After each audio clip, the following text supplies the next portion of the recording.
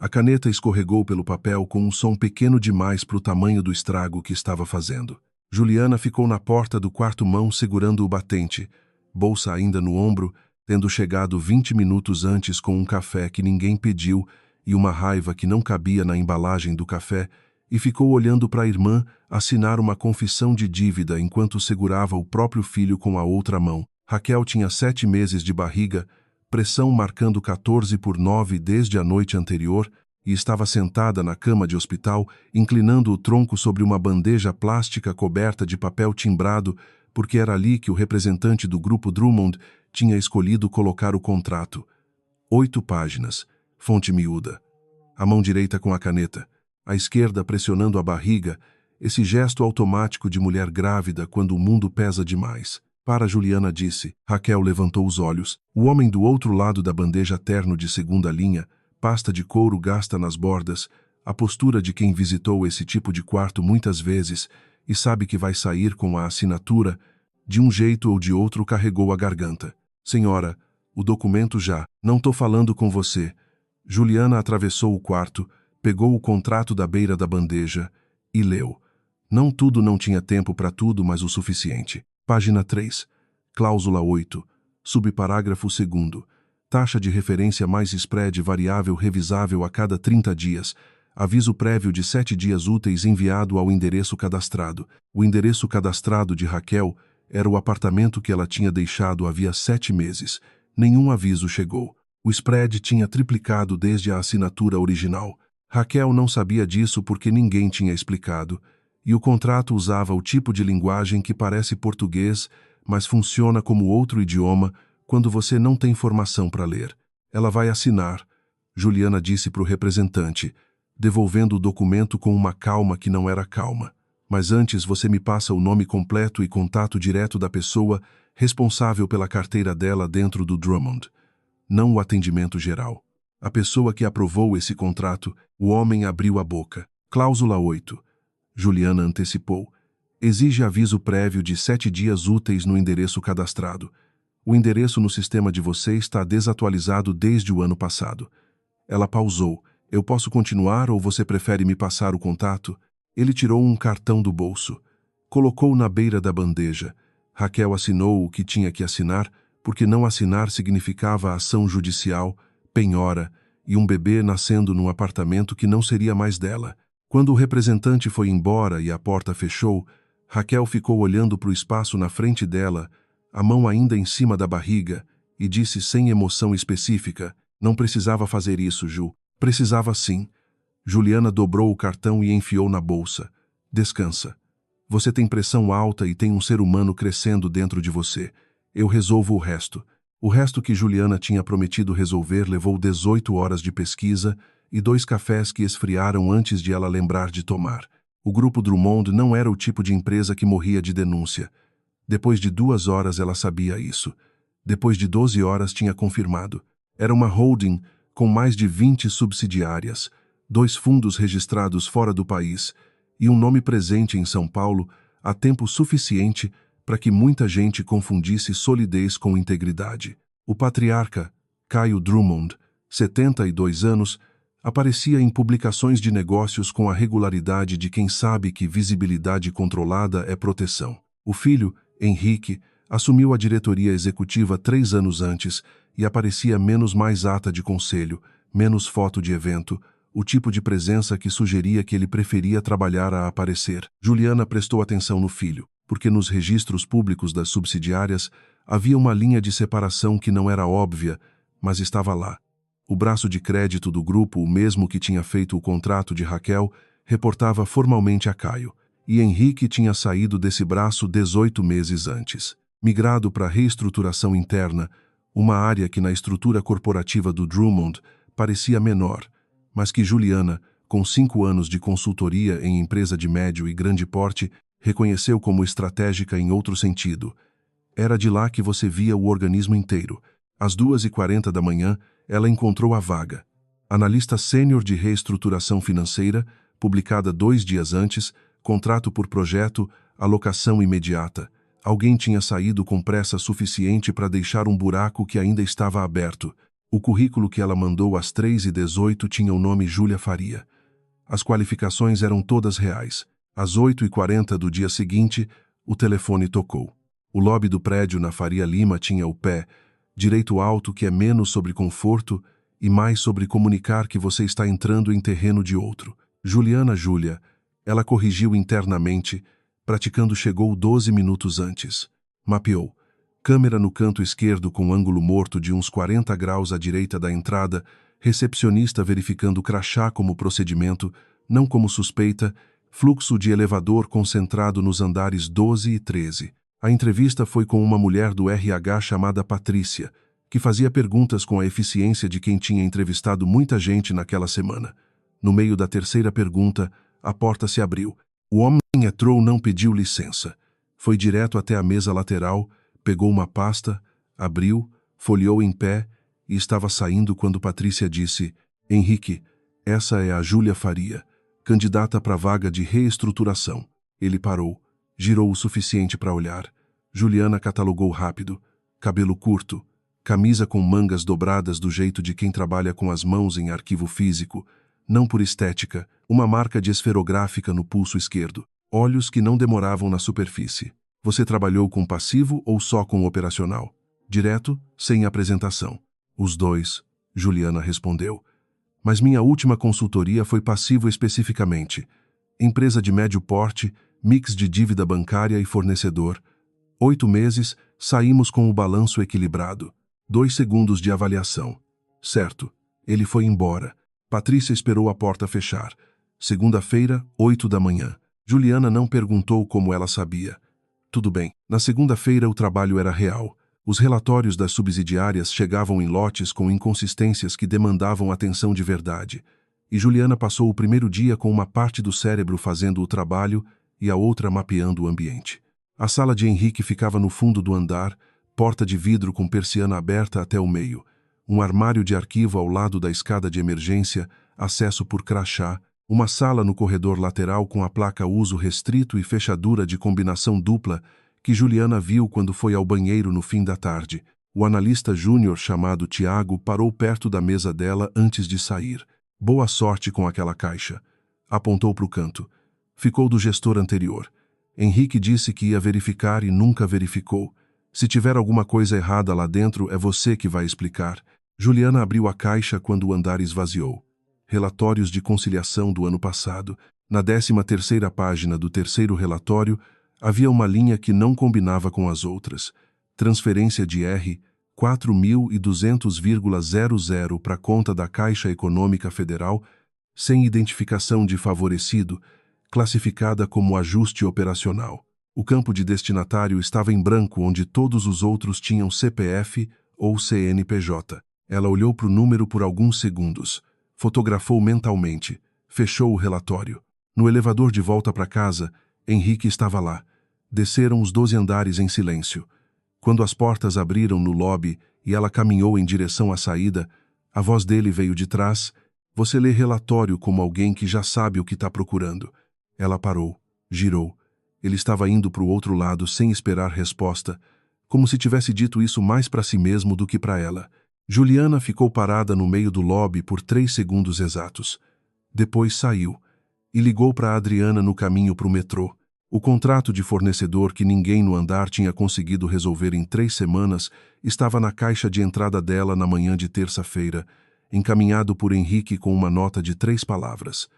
Precisa de solução. Juliana leu o contrato inteiro. Depois leu o histórico de negociação. Depois ligou para o fornecedor. O problema não era o contrato em si, era uma cláusula de reajuste que o fornecedor tinha interpretado de um jeito e o Drummond de outro, e ninguém tinha sentado para ver que os 2 jeitos eram tecnicamente válidos dependendo de qual parágrafo você lia primeiro. Ela preparou um memo de 4 páginas propondo uma releitura que resolvia a ambiguidade sem prejudicar nenhuma das partes, com um adendo sobre como redigir cláusulas futuras para evitar o mesmo problema. Mandou para o Henrique às 4 da tarde. Às 5, ele apareceu na mesa dela com o memo impresso. Você propôs uma solução que não custou nada para nenhum dos 2 lados. O problema nunca foi financeiro, ela disse. Era de interpretação. Quando você elimina a ambiguidade, o conflito some. Ele olhou para o memo por um momento, não o olhar de quem estava impressionado, mas o de quem estava reavaliando uma premissa. Fernanda vai te passar o resto dos contratos pendentes. Não era um elogio, mas era confiança, e Juliana sabia distinguir as duas coisas. Caio Drummond apareceu na quinta-feira. Juliana estava na copa quando ouviu o som diferente que um andar faz quando alguém importante entra num barulho. Na verdade, o contrário, um tipo de contenção coletiva, pessoas ajustando postura sem perceber. Ela voltou para a mesa devagar e ficou de costas para a porta principal enquanto ouvia os cumprimentos circularem pelo andar com a naturalidade treinada de quem faz isso há anos. Depois virou. O homem tinha 70 e poucos anos e o tipo de presença que não vinha de altura nem de volume de voz, mas de um controle de ritmo que tornava tudo ao redor dele um pouco mais lento. Cabelo completamente branco, terno escuro bem cortado e um jeito de caminhar pelo andar como se o espaço fosse natural para ele porque sempre tinha sido. Ele parava em cada mesa com a casualidade calculada de quem aprendeu que aparecer de surpresa entre os funcionários cria lealdade mais barata que bônus. Quando chegou na mesa de Juliana, ela estava com a cabeça no relatório. Você é a nova analista? Ele disse. Não era pergunta. Juliana levantou os olhos. Júlia Faria. Comecei segunda-feira. Caio Drummond. Ele disse o próprio nome como se ela pudesse ter deixado de reconhecer. Estendeu a mão. O aperto foi firme, breve e controlado. Henrique me falou que você resolveu o problema da Altamira. Foi uma questão de interpretação contratual. Modéstia, ele disse, e havia algo na palavra, não agressividade, não ironia declarada, mas uma leveza que funcionava como faca, porque você não sentia o corte na hora. Eu aprecio quem resolve problemas sem criar drama. Fica raro por aqui. Ele sorriu. Juliana sorriu de volta. Depois ele foi embora, e ela ficou olhando para o relatório sem ler nada por 30 segundos, catalogando. O jeito que ele tinha verificado o crachá dela com um olhar lateral sem parecer verificar. A pergunta que ele não fez onde você trabalhou antes, porque saiu que um líder genuinamente curioso teria feito. E a palavra drama, escolhida com precisão, plantada ali para definir em quais termos uma funcionária nova devia se comportar.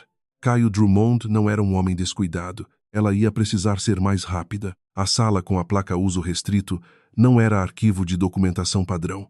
Juliana confirmou isso na sexta quando, chegando cedo, viu Henrique sair de lá com uma pasta de encadernação mais grossa que as outras, sem etiqueta de identificação visível. Ele trancou a sala com uma chave física, não o crachá. 2 sistemas de acesso diferentes.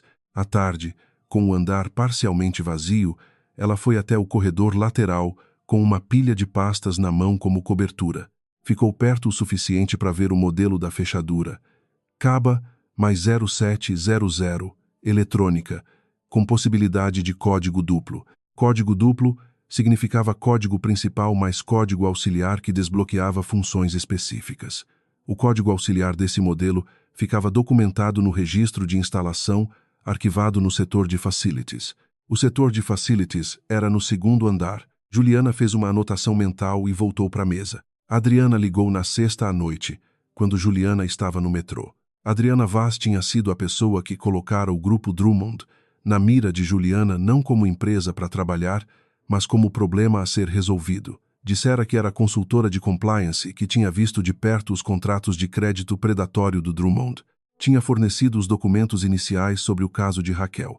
Tinha dado suporte logístico para a construção da identidade de Júlia Faria sólida, o suficiente para resistir a um background check corporativo padrão. Como tá indo?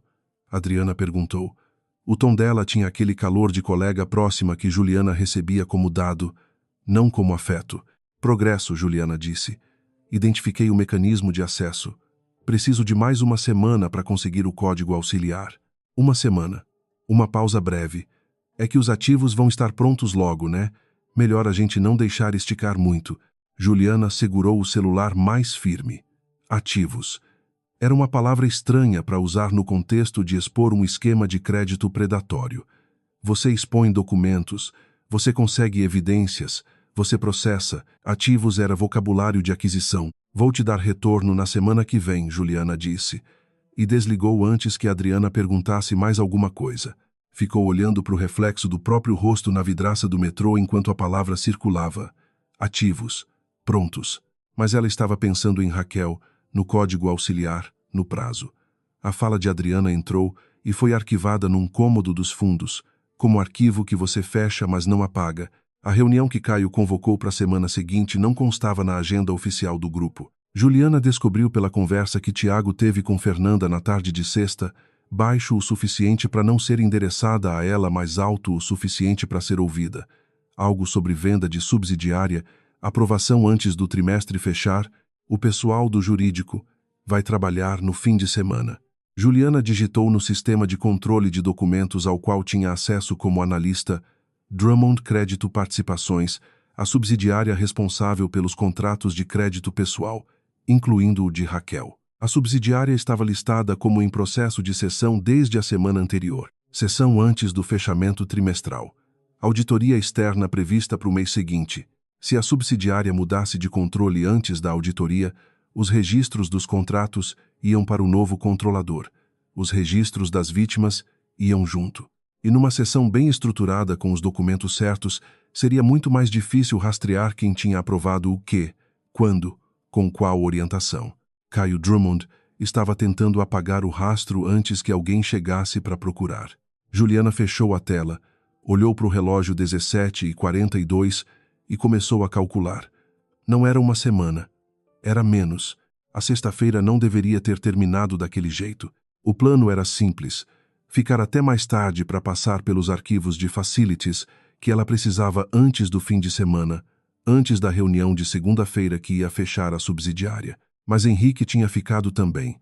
E quando são 7 da noite e você é a única outra pessoa no andar, a presença de alguém começa a ter peso diferente do peso de dia.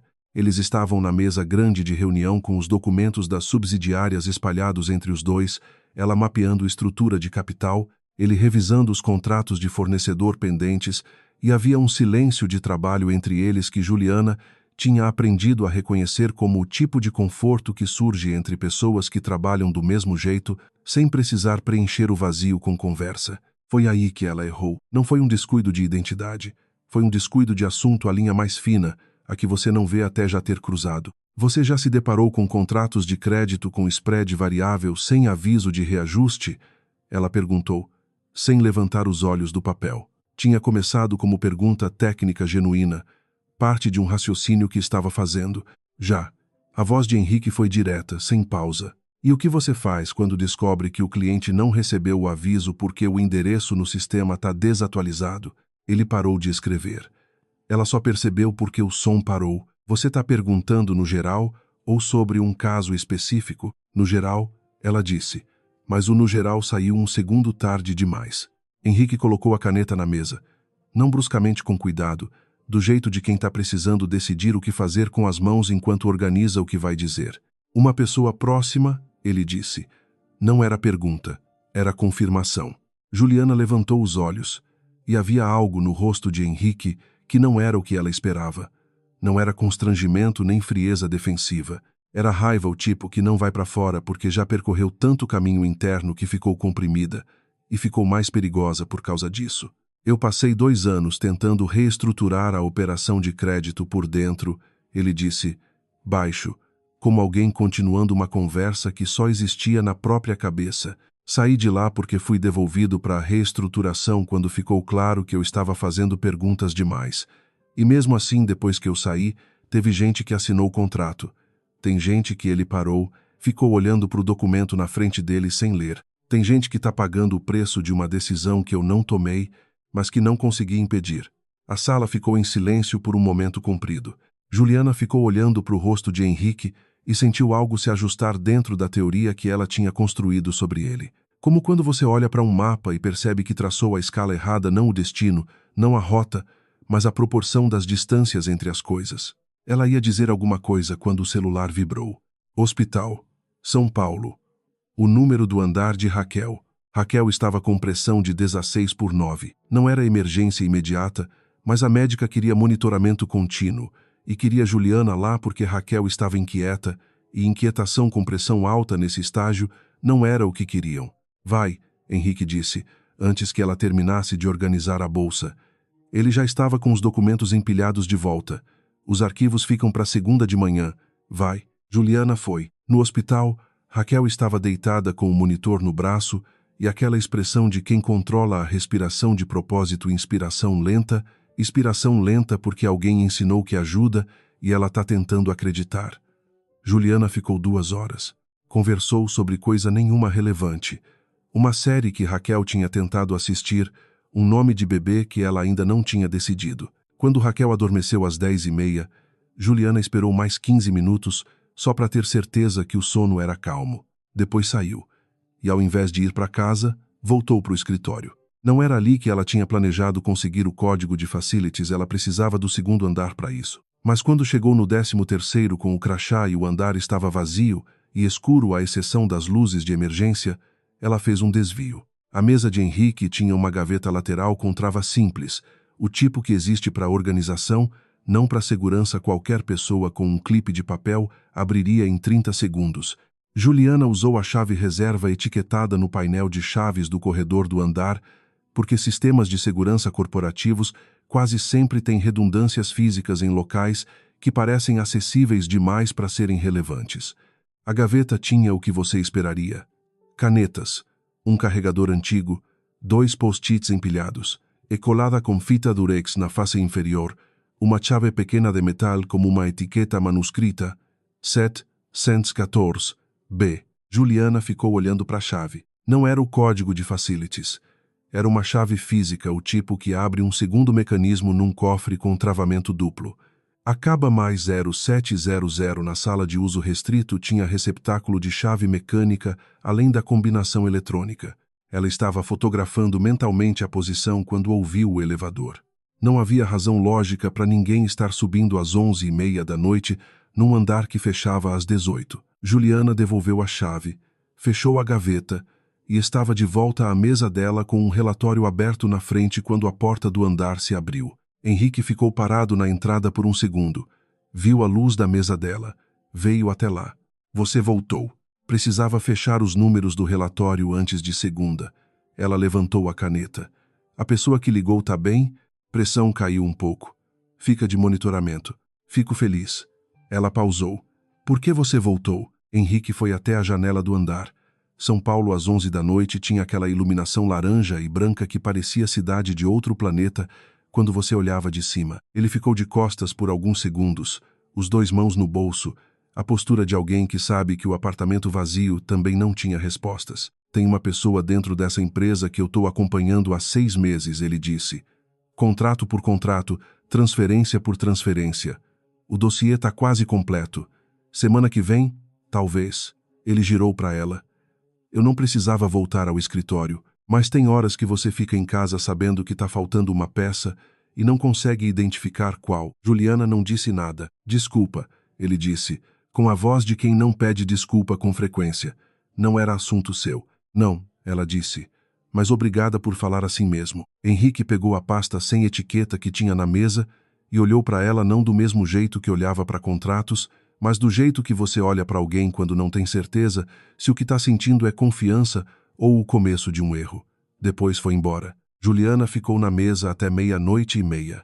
Não terminou o relatório. Ficou pensando na chave com a etiqueta 0714B e no dossiê que Henrique disse estar quase completo, e na reunião de segunda-feira que ia fechar a subsidiária antes que qualquer dossiê fizesse diferença. Ela tinha talvez 48 horas para fazer uma escolha entre 2 versões da mesma história, e ainda não sabia qual delas era a verdadeira. A segunda-feira começou com um e-mail que Juliana viu às 7h43 da manhã, parada na calçada em frente ao prédio com o celular na mão, reunião extraordinária de acionistas 11 Rízero, sala de assembleias 14 grau andar.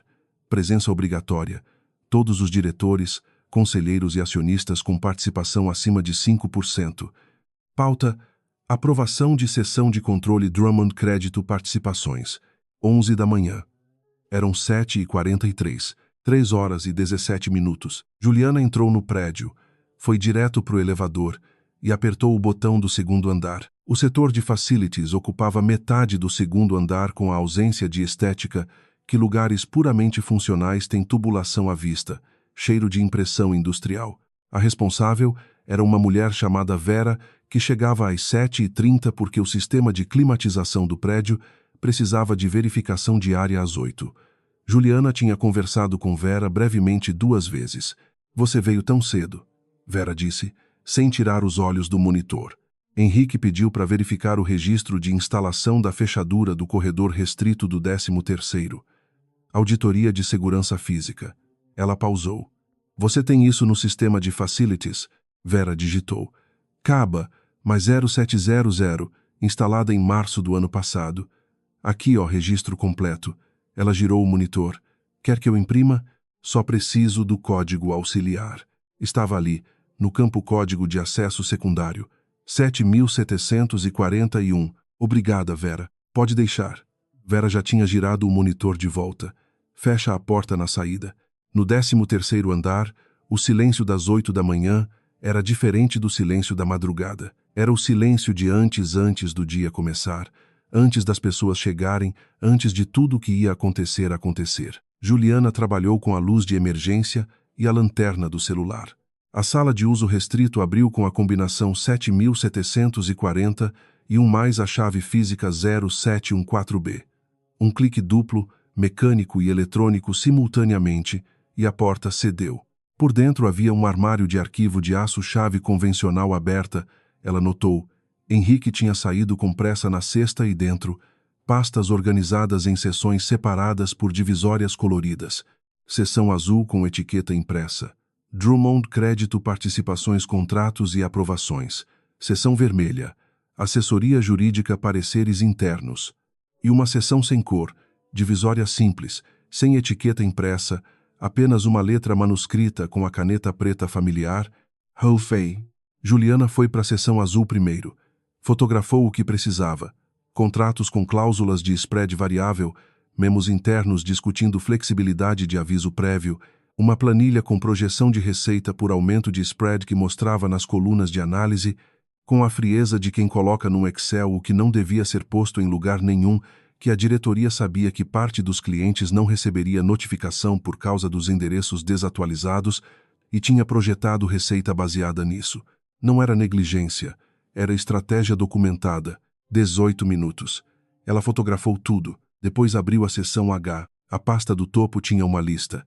117 nomes, organizados por data de contrato, com o número da carteira ao lado de cada um, ao lado de cada nome, um valor, e ao lado do valor, um código de transferência bancária com a indicação anônimo Caixa Econômica e a data de envio. Juliana foi descendo pela lista com o dedo. O padrão era claro.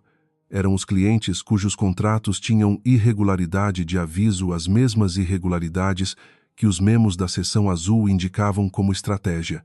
E alguém, depois que cada uma dessas irregularidades ocorreu, tinha feito uma transferência anônima do valor equivalente ao spread cobrado indevidamente. Não era reparação formal. Era uma pessoa pagando do próprio bolso o que a empresa tinha tirado, sem a empresa saber, sem o cliente saber de onde vinha. Juliana chegou no nome 94. Raquel dos Santos. Contrato 2022, CR09841, R 4200,00. Transferência realizada em setembro. O mesmo número que ela tinha fotografado mentalmente no relatório de conciliação da Caixa não verificada. O mesmo número que tinha ficado olhando no primeiro dia de trabalho sem entender o que era. A transferência que ela tinha atribuído ao grupo tinha sido feita por Henrique, pessoalmente, do dinheiro dele. Juliana ficou parada por um momento com a pasta aberta, o celular projetando luz branca nas páginas, e sentiu aquela sensação de entender que você traçou o mapa com a rosa dos ventos virada para a direção errada. Não o destino, não a intenção. O ângulo de tudo, do corredor, veio o som do elevador abrindo. Eram 10h48. A sala de assembleias no 14º andar tinha mesa oval de madeira escura, cadeiras estofadas, o logo do grupo Drummond gravado em relevo na parede do fundo, o tipo de mobiliário que comunica permanência. Quando Juliana entrou, havia 12 pessoas sentadas e mais 3 de pé, e a voz de Caio Drummond estava no ponto médio de uma frase explicando a necessidade estratégica da cessão da subsidiária para o conselho. Ela foi até um espaço vazio na lateral da mesa, colocou o tablet na superfície e disse, com licença. Caio parou. O silêncio foi do tipo que não é ausência de som, mas presença de atenção. Todo mundo na sala olhou para ela. Júlia Faria, analista de reestruturação. Ela abriu o tablet. Antes de votarem a sessão da Drummond Crédito Participações, a documentação que o conselho precisa ver. Essa reunião é restrita, começou o diretor jurídico. Contratos de crédito aprovados pelo braço financeiro com cláusula de spread variável e ausência sistemática de aviso prévio de reajuste. Ela girou o tablet para a mesa. Memos internos indicando que a diretoria tinha conhecimento de que parte dos clientes não receberia o aviso por causa de endereços desatualizados no sistema e que a receita adicional foi projetada com base nessa ausência. Ela pausou. Se a sessão ocorrer antes da auditoria trimestral, esses registros mudam de controlador. O rastro fica fragmentado. A sala ficou quieta de um jeito diferente agora. Caio Drummond estava na cabeceira com uma expressão que não era pânico, era controle se segurando, o tipo que fica mais perigoso quanto mais aperta. Ele olhou para ela com os mesmos olhos que tinha usado na Copa na semana anterior, quando tinha dito a palavra drama. Mas desta vez havia algo diferente neles. Reconhecimento. Você não é analista de reestruturação, ele disse. Calmo, como quem confirma o que já sabia. Quem é você? Meu nome é Juliana dos Santos. A voz não tremeu. Ela tinha praticado esse momento de muitos jeitos diferentes nas últimas semanas, mas quando chegou na hora foi mais simples do que qualquer ensaio porque era verdade, e verdade tem um peso que não precisa de preparação. A Raquel dos Santos é minha irmã. Ela assinou um contrato com a Drummond Crédito com as mesmas irregularidades de aviso documentadas nessa apresentação. Estava no hospital, grávida de 7 meses, com pressão alta, quando o representante de vocês foi cobrar numa cama de hospital. A mesa tinha vozes agora, múltiplas, sobrepostas. O diretor jurídico estava de pé. 2 conselheiros trocavam olhares. Um acionista menor estava com o telefone na mão. E então, do outro lado da mesa, Henrique disse: Você abriu o cofre errado, Juliana. Não era acusação. Era um fato dito com o cuidado de quem sabe que a verdade naquele momento vai machucar mais do que ajudar, mas que não tem como não dizer. Ela olhou para ele. Ele olhou para ela. E no espaço desse olhar havia os 117 nomes e o número de conta de Raquel e a pergunta que ela não tinha tido tempo de formular antes de entrar nessa sala. Caio foi para o canto com o telefone. A porta se abriu. Adriana Vaz entrou. Sem ser convidada, sem ser anunciada, com a segurança de quem sabia que ia poder entrar de qualquer jeito. Caio a viu e a mandíbula ficou tensa por exatamente meio segundo antes que ele recompusesse a expressão. Adriana olhou para Juliana. E havia algo nessa olhada que não era surpresa. Era satisfação a de quem acabou de ver a peça mais complicada do jogo se mover exatamente como havia planejado. A sala de assembleias com 12 pessoas dentro tem uma acústica ruim para confusão, o som fica em cima de si mesmo, perde contorno. Juliana ficou parada com o tablet na mão, enquanto o diretor jurídico levantava a voz acima dos outros, o tom subindo até encontrar o ponto em que ele sabia que as pessoas paravam para ouvir. A documentação apresentada foi obtida por acesso não autorizado à área de segurança restrita. Isso invalida sua admissibilidade em qualquer processo formal, sem ordem judicial prévia. Ele olhou para Juliana com a frieza de quem está enunciando fato técnico, não fazendo julgamento moral, o que é um jeito muito elegante de fazer as duas coisas ao mesmo tempo. E, considerando as circunstâncias, preciso perguntar à senhorita se ela tem representação legal presente. Juliana não respondeu, porque foi nesse momento que Adriana atravessou a sala, não correndo, não apressada do jeito de quem tem todo o tempo do mundo porque o tempo já estava do lado dela antes de entrar. Ela foi até a extremidade da mesa oposta a Caio, abriu uma pasta que Juliana não tinha visto ela trazer e colocou um documento em cima da superfície de madeira escura. Adriana Vaz, consultora de compliance e representante da AV Capital Partners. A voz era a mesma que Juliana tinha ouvido no telefone dezenas de vezes, calorosa, precisa, com aquela qualidade de parecer que estava do seu lado mesmo quando estava fazendo outra coisa. Diante dos fatos que acabaram de vir à tona sobre a gestão de risco da Drummond Crédito Participações, minha empresa está em posição de oferecer uma solução imediata de proteção patrimonial. A AV Capital Partners pode absorver a operação com garantias de compliance que... Proteção patrimonial, Henrique disse.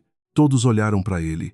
Ele estava de pé agora, com a pasta sem etiqueta na mão, a pasta H, que ele devia ter pego do armário ainda de manhã, antes de tudo isso começar. Que interessante o enquadramento. Ele olhou para Adriana. Não com raiva, com aquela atenção específica de quem está lendo o texto por baixo do texto. Você usa proteção patrimonial quando quer dizer aquisição de ativo que vai estar disponível porque o processo judicial vai imobilizar os donos atuais. É muito mais elegante assim. Adriana devolveu o olhar sem piscar. Henrique, agora não é hora de... Onde você contratou o Lucas? Silêncio. Lucas Mendes, do setor de facilities deste prédio. Henrique abriu a pasta e retirou uma folha, colocando sobre a mesa. Demitido 2 meses atrás por violação de protocolo de acesso. Contratado pela AV Capital Partners na semana seguinte. Ele pausou. O código auxiliar da caba, mas 0700 no 13º andar, estava no sistema de facilities que ele administrava. É coincidência ele ter saído da empresa e você ter ficado sabendo o código interno de acesso de uma sala restrita do Grupo Drummond? Adriana ficou imóvel por um segundo, não muito. Só um segundo, mas o suficiente. O que você está insinuando? Não estou insinuando nada. Henrique virou para Juliana e havia algo na expressão dele que não era acusação, era a tristeza de alguém que estava prestes a dizer uma verdade que ia machucar a pessoa errada. A Adriana precisava que alguém com motivação legítima e sem vínculo com ela quebrasse o acesso e expusesse os documentos publicamente. Porque se a AV Capital Partners chegasse com os documentos, a origem seria questionada e o processo de aquisição ficaria suspenso por conflito de interesse. Mas se uma terceira parte, alguém com razão pessoal real para agir, fosse a responsável pela exposição, a documentação vira evidência pública antes de qualquer processo de cessão. Os ativos ficam congelados e a empresa com proposta de proteção já apresentada fica na posição de resolver. A sala ficou quieta. Juliana ficou olhando para o lado da sala onde Adriana estava, e foi ali, num segundo específico, que ela entendeu completamente o que tinha feito. Não o que queria fazer, o que havia feito. Ela tinha sido a arma, limpa, crível, com motivação real que ninguém ia questionar. Adriana não precisava colocar a mão em nada, precisava só de alguém com a raiva certa e a competência certa, e Raquel tinha providenciado a raiva. E o histórico de Juliana tinha providenciado a competência e Adriana tinha apenas conectado os pontos. Você me deu o acesso, Juliana disse. A voz saiu mais baixa do que ela pretendia. Adriana olhou para ela com aquela expressão que Juliana reconhecia agora como o que sempre tinha sido. Um cálculo com rosto amigável. Você queria proteger sua irmã. Eu ajudei você a conseguir o que precisava para isso. Uma pausa. A gente sempre usamos o que temos, Juliana. Você também. Foi uma faca dita como elogio. Juliana precisou de um segundo para sentir o corte. Caio Drummond tinha ficado quieto no canto da sala durante toda essa troca, o telefone na mão, ouvindo, como um general avaliando o terreno antes de decidir se recua ou avança. Quando falou, escolheu o alvo com o cuidado de quem sabe que tem uma cartada. Muito bem, Henrique. A voz era a mesma da Copa, da segunda-feira anterior, do jeito controlado que nunca subia de tom porque não precisava. Você expôs a Adriana.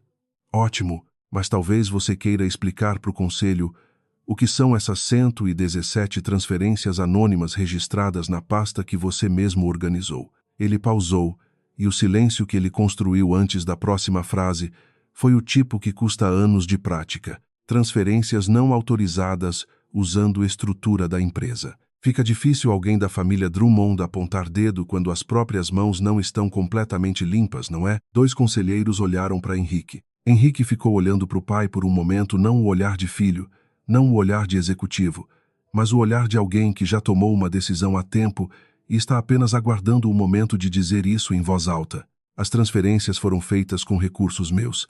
A voz não vacilou. Pessoais. Documentados como doação individual. Eu tenho os extratos e os comprovantes de origem. Ele colocou a pasta sobre a mesa, e o Ministério Público tem cópia desde quinta-feira passada. Caio ficou imóvel. Você, ele começou. Eu dei entrada na investigação há 3 dias. Henrique falou sem levantar a voz, sem urgência. Eu só precisava de momentum público para eles agirem rápido em vez de arquivar para análise de rotina. A apresentação da Juliana essa manhã, ele virou brevemente para ela, resolveu isso. O diretor jurídico pediu suspensão da reunião às 11h32. A sessão da subsidiária foi colocada em estado de revisão pendente. Os documentos obtidos por Juliana foram separados como evidência não admissível até ordem judicial, o que significava que o processo ia demorar mais, que ia ter advogado dos dois lados, que não ia ser limpo nem rápido. Caio saiu com o próprio time jurídico, a expressão composta, o passo medido, como um homem que perdeu a batalha de hoje e ainda não decidiu se vai aceitar perder a guerra. Adriana Vaz recapitulou os documentos que tinha colocado sobre a mesa, os guardou na pasta e, quando passou por Juliana na saída, parou um segundo. A gente precisava de alguém limpo, Juliana. Você fez muito bem. Disse isso sem ironia e sem crueldade, disse como fato, com o mesmo tom que Juliana usaria para comentar um resultado de relatório. Boa sorte com sua irmã. E foi embora. A sala esvaziou. Tiago apareceu na porta e ele tinha ficado no fundo. Juliana não tinha percebido com a expressão de quem assistiu a tudo e ainda estava processando. E aí ele disse: ganhou ou perdeu? Juliana ficou olhando para o tablet com os documentos fotografados que não podiam ser usados até ordem judicial e para o espaço vazio em volta da mesa oval onde havia 12 pessoas 30 minutos atrás. Ainda não sei, ela disse. Tiago assentiu, como se essa fosse uma resposta razoável, e foi embora. Juliana puxou uma das cadeiras estofadas e sentou. Não porque estava com plano, só porque não sabia mais bem para onde ir. Henrique encontrou ela ali 20 minutos depois. Ele tinha uma pasta na mão diferente da pasta H, menor, com o logo do Ministério Público impresso na capa. Veio até a mesa, colocou a pasta diante dela e ficou de pé do outro lado sem sentar. Dei entrada na investigação na quinta-feira passada, ele disse. O promotor responsável recebeu o dossiê completo, os contratos, os memos, a planilha de projeção de receita e os comprovantes de que as transferências da pasta H são minhas, pessoais, com origem documentada. Uma pausa. Do ponto de vista jurídico, a sua apresentação esta manhã não era necessária. Juliana abriu a pasta. Era uma cópia do protocolo de entrada no MP, com o número do processo, o nome do promotor responsável e a data quinta-feira da semana anterior. Mas ela me deu o que eu precisava para eles agirem rápido. Ele continuou. Investigações desse tipo ficam meses em fila se não houver pressão pública. O que aconteceu hoje cria essa pressão. Ele pausou. Eu sabia que você ia fazer alguma coisa. Não sabia o quê. Juliana ficou olhando para o protocolo por um momento. Depois olhou para ele. Você sabia quem eu era. Henrique ficou com os olhos no espaço entre eles antes de responder. Desde a segunda semana. Você leu o relatório certo no dia certo. E a pergunta sobre spread variável e aviso prévio, essa não é pergunta de curiosidade técnica. É pergunta de alguém com caso específico. E não disse nada. Eu estava vendo o que você ia fazer. Uma pausa. Ele acrescentou, mais baixo, e eu queria ver se ia errar do mesmo jeito que eu errei. Juliana abriu o tablet. Navegou até a foto da pasta H. Apontou para o nome de Raquel, número 94 na lista. Eu não sabia que era você. Henrique olhou para a foto por um momento, depois para ela. Eu sei. Por que não me disse? Porque você entrou nessa empresa para destruir minha família. Ele disse sem amargura, só como fato. Se eu chegasse e falasse, ei, eu também tô do seu lado, você ia acreditar?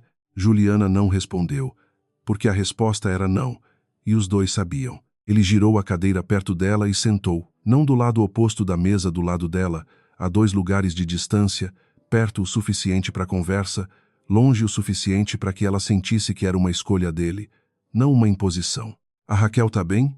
Ele perguntou. Pressão caiu. Bebê tá bem. Ela parou. A dívida ainda existe no papel. Henrique abriu a pasta do MP numa segunda sessão que ela não tinha visto.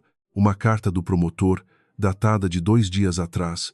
Os contratos da Drummond Crédito estavam listados como evidência em investigação ativa e as dívidas sob os mesmos contratos estavam marcadas como potencialmente inválidas pendente revisão judicial. Não por muito tempo, ele disse. Juliana ficou lendo o documento.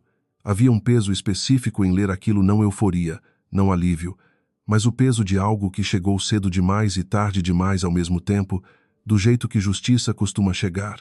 Adriana me deu o acesso ao cofre. Ela disse isso olhando para o documento, não para ele. Ela sabia o código. Lucas Mendes. Eu descobri ontem. Henrique ficou com os cotovelos sobre a mesa, mãos juntas. Ela precisava de alguém sem vínculo com ela, com motivação real, não fabricada. Alguém que fosse lá e fizesse o trabalho de expor, antes que ela pudesse ser associada à exposição. Então eu fui. Você foi alguém que queria proteger a irmã. Ele disse sem julgamento, sem suavização. O resto foi a Adriana usando isso. Um silêncio. O tipo que não precisa ser preenchido, mas também não some sozinho. Juliana. A Adriana vai ficar impune? O contrato de cessão está suspenso por suspeita de irregularidade processual. A empresa dela foi nomeada na investigação por tentativa de aquisição de ativo envolvido em processo sem declarar vínculo prévio com informações privilegiadas. Ele olhou para ela.